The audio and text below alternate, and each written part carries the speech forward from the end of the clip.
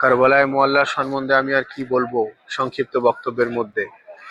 এতটাই বলবো, যদি কোনো মানুষ এই পৃথিবীতে জান্নাত দেখতে চায় তো সে যেন কারবালায় মুআল্লায় কমপক্ষে একবার হলেও এসে উপস্থিত হয়। একটা ছোট্ট ঘটনা বলি। কোনো এক ব্যক্তি হুজুর ইমাম জাফর সাদিক আলাইহিস সালামকে গিয়ে বলছে যে হুজুর, আমি আমার জীবনে 19 বার হজ করেছি, আমার কি আর পুনরায় হজ করার কোনো প্রয়োজন আছে?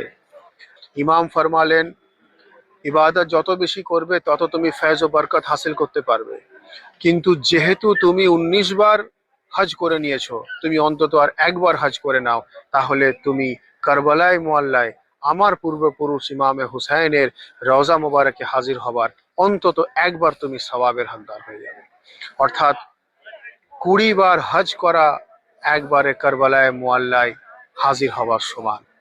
এইভাবেও ব্যাখ্যা করা যেতে পারে যে একবার যদি কেউ কারবালায় মুআল্লায় হাজির হয় তাহলে কমপক্ষে সে 20টা হজের সওয়াব পেতে পারে। কোনো কোনো জায়গায় বলা হচ্ছে 70টা হজের সওয়াব পেতে পারে। এটা ইমাম পাকদের ফরমান, এটা ইমাম পাকদের এলান।